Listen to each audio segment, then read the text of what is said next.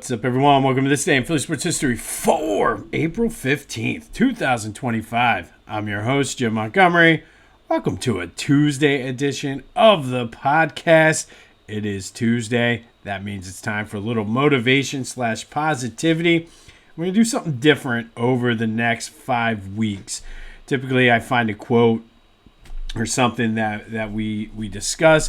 However, this one I came across and I've been sitting on it for probably like 8 months now. And I feel like with the spring, everything's starting over fresh. It'd be a good time to kind of have this focus. And over the next 5 weeks, we're going to talk about 5 harsh truths that we all are guilty of not believing. And hopefully this will get some motivation and help you along your way. So over the next 5 weeks, each week we'll go over one of the harsh truths that sometimes we don't want to admit or we don't want to acknowledge. So today, the first harsh truth is no one is responsible for your happiness but you. And this ties in a lot with what we talked about last week when we discussed Clint Hurdle's discussion about proving yourself right versus proving others wrong. But I like this because it's ultimately up to you. Stop looking at others to determine your worth and your outlook on life. And if you're not happy with something or you're not happy with something in your life, stop blaming others for it and do something about it. And we talk about this a lot, but to hear it kind of put out there bluntly like this really kind of hit home. And it's easy to do. Trust me, it's easy to say, oh, because of this person, I'm miserable, or this person put me in a bad mood, or I can't do this because of that. And ultimately, that's not the case. It comes down to you. You are responsible for your own happiness, and you control how you respond to things, how you handle things. I hear all the time, like, oh, I'm in a bad mood because of this. But ultimately, it's your decision and your choice how to respond. And if you choose to be miserable, you choose to be unhappy, you choose to do things that maybe you don't want to do, then that's on you. You can't control the circumstances. However, you can control how you react and respond to those circumstances. So at the end of the day, you and you alone are solely responsible for your own happiness. And if you're not happy, do something about it. Make changes. And I think that is great advice to live by. So hopefully you can get something out of that. But over the next 5 weeks, we are going to take a look at the 5 harsh truths that we don't necessarily want to acknowledge or we tend to ignore. And today, no one is responsible for your happiness but you. If you're not happy, go do something about it because you and you alone are the one that's responsible. We'll have the other 4 harsh truths in the next couple weeks, but hopefully you can take something out of that as you go about your weeks. Some quick housekeeping notes. Be sure to follow me on social media, Jimbo_Mont on Twitter and TikTok. On Instagram, @PhillyJimbo. Subscribe to the YouTube channel, Jimbo_Mont, and continue to spread the word as we grow this thing. And remember, there are clips and highlights and newspaper clippings, pictures of what we talk about every day on this day in Philly sports history. So be sure to check that out as well. All of my social media, including Facebook and LinkedIn. All right, let's start with a recap of yesterday's question of the day. We were doing our missing rings, and I asked you, we focused on Jerome Brown, Reggie White, Seth Joyner, Clyde Simmons, and Eric Allen. And I asked you, of all those defenses, probably the 2 best shots were 88 and 91. Which one had the best shot to win the Super Bowl? 60% of you said the 91 defense. Some very good discussion on Facebook about that yesterday. Lots of folks in line with the 91 defense. And it's hard to argue that too, because if they had just 1 ounce of decent quarterback play throughout that season, it's hard to believe that they would not have. I mean, they won 10 games with guys off the street. And just imagine how great that defense would have been if they weren't needed to keep the Eagles in games. I do think, though, from the way the road went, I still think that 88 team, if they got past the Bears in the Fog Bowl, would have won the Super Bowl as well. But thank you, as always, for everyone for participating. We'll have another one here later in the day. All right. Now on to the Phillies. And where to even begin with this game? I feel as though yesterday's game was a microcosm of the entire season.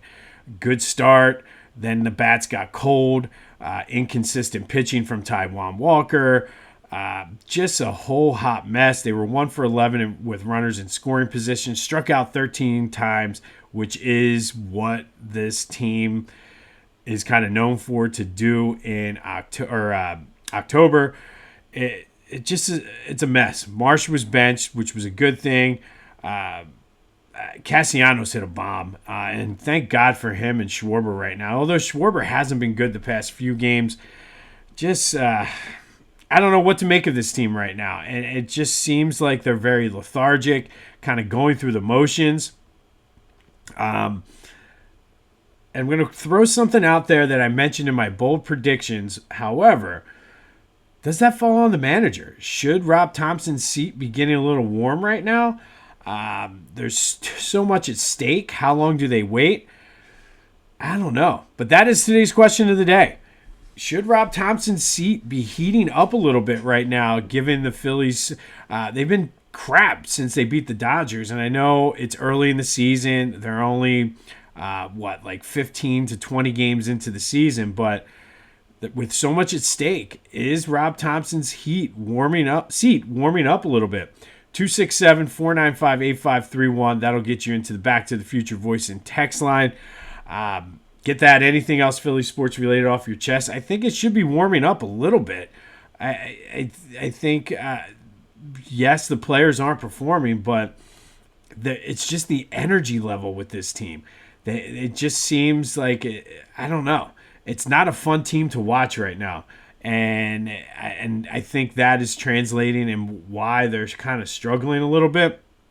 Maybe they were sniffing themselves a little bit after the Dodgers series. I don't know, but I think his seat should be warming up. But let me know what you think about that. Bryce Harper did reveal that he's having a boy with the baby blue bat, which is actually pretty cool. But they're back at it tonight against the Giants with Jesus Luzardo on the mound. But let's talk about Bryce a little bit. And not many people do this because of what he's done. And I don't want to take any of that away. However, Bryce needs to also step up. This is not just Alec Boehm and Brandon Marsh struggling. Bryce is only hitting 246, 2 homers, 5 RBI at this point in the season. He does have 11 walks, and I know some of that is who Rob Thomson keeps switching the batting order up. But I just kind of putting that on our radar as something to watch.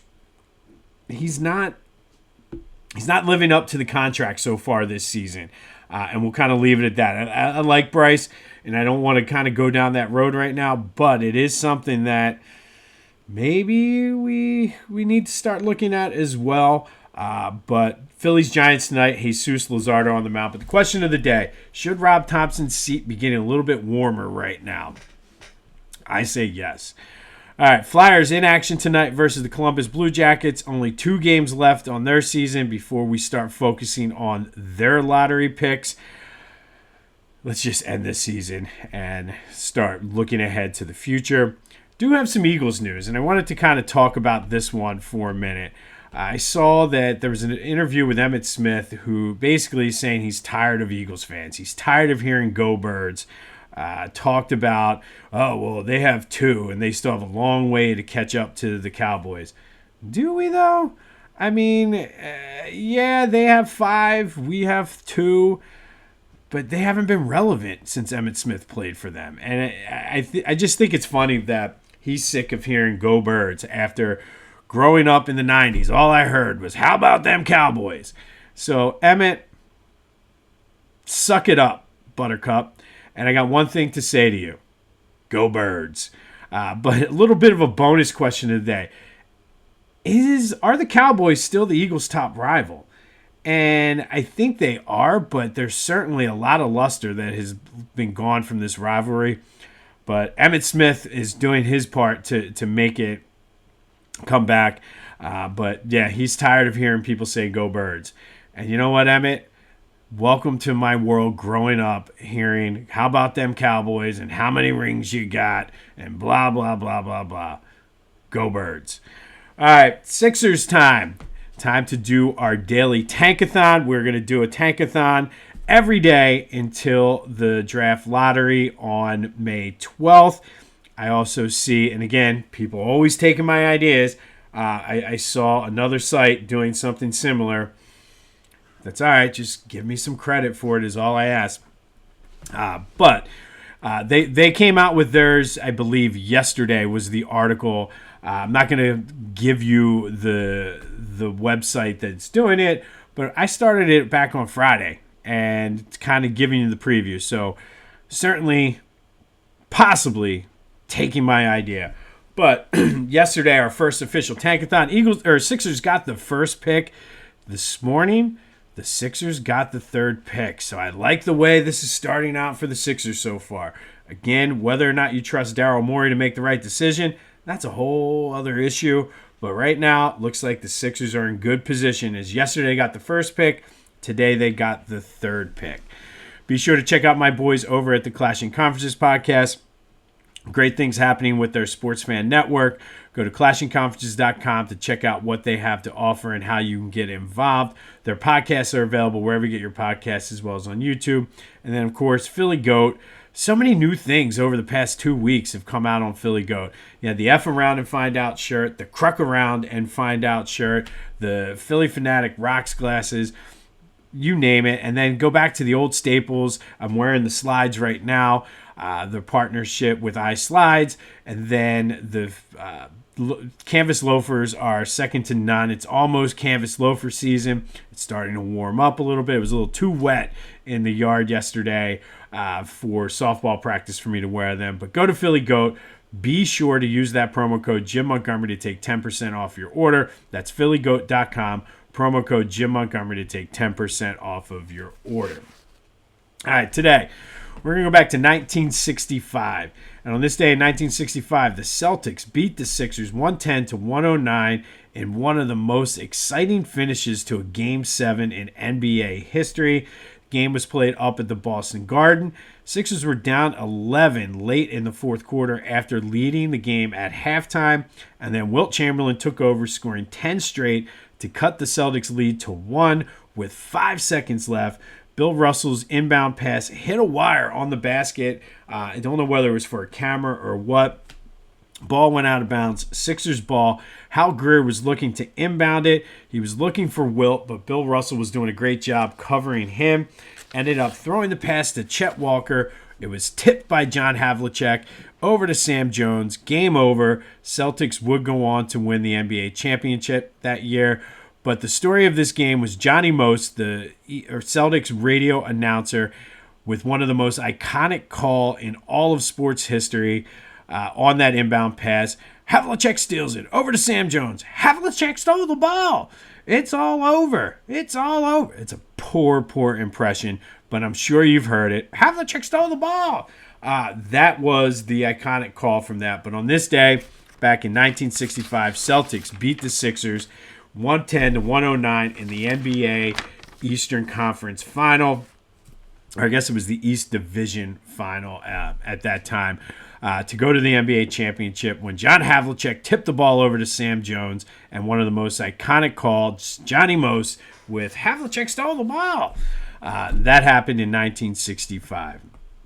And then finally today, our missing ring spotlight. This one's going to be a little controversial, and that's okay. Feel free to hit me up on the Back to the Future voice and text line with your thoughts on this one. But Joel Embiid is today's spotlight. And in light of what happened this season, I felt this was the perfect time to really do a retrospective, I guess, on Joe's career.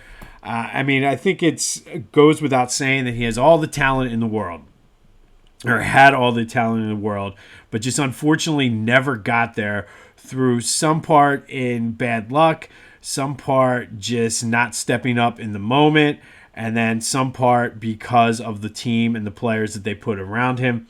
Probably his two best chances were the 18-19 season when they lost to the Raptors in Game 7 on Kawhi's 4-bounce shot. Who knows what would have happened? I don't know if they would have beaten the Warriors that year or not, but it certainly would have been the first time they got past the second round, and they likely would have had some momentum going. I still think the 2021 year probably would have been the chance that they had, and that was the Hawks year when Ben Simmons just completely hid, and they were playing 5-on-4 for most of the later games in that series. I'm still getting all worked up on him passing up a wide open dunk, but enough. And then I guess you could say they had a shot in 22-23 when they blew the 3-2 lead versus the Celtics. That would have done two things: got them past the second round for the first time, also got the Celtics monkey off of their back. But alas, they just never were able to get past the second round up until this point. And I'm not burying Joe yet. I just kind of see the writing on the wall that I don't think they're going to do this with Joe. And it's a shame. Two-time scoring champion, won the MVP. And I will say, again, it's not 100% on him. There were times where he didn't play as well as he could have in those games. But then I feel a lot of it is on the front office for who they chose to keep, who they had playing alongside of him, and things like that. Of course, the injuries. And you see it all the time with big men like that, and he's going through it now with his knee. But some of those injuries were just absolutely freak of nature. Fracturing his orbital bone twice, getting Bell's palsy. Like, those types of things just showed to me that he was snake bitten. We'll always remember the process. Up until probably this year, I was still trusting the process, but it was not meant to be with Joe. And I hope I have to go and record a update on this and saying I was wrong.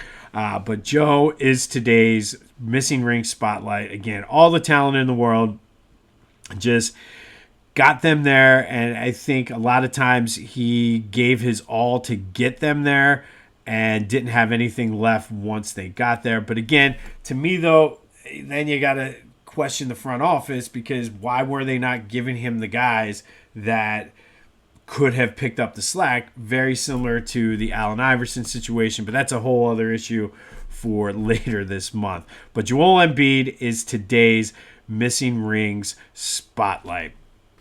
On this day in 1965, Celtics beat the Sixers 110-109 in Game 7 of the Eastern Division Finals to go to the NBA championship, when John Havlicek tipped the ball over to Sam Jones and stole the ball, ending the Sixers' furious rally.